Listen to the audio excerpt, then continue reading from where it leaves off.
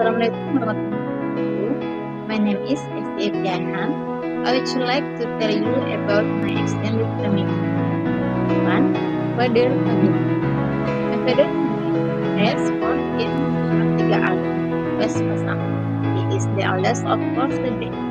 All three of my uncle are married, and they are all married and each has four children.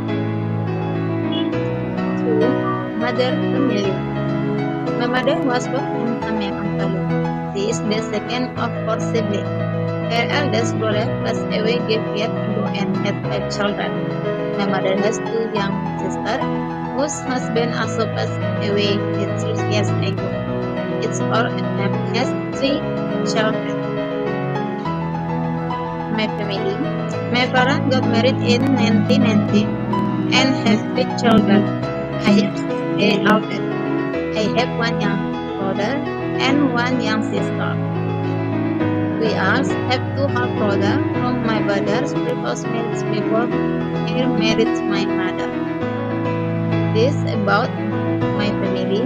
Thanks for watching.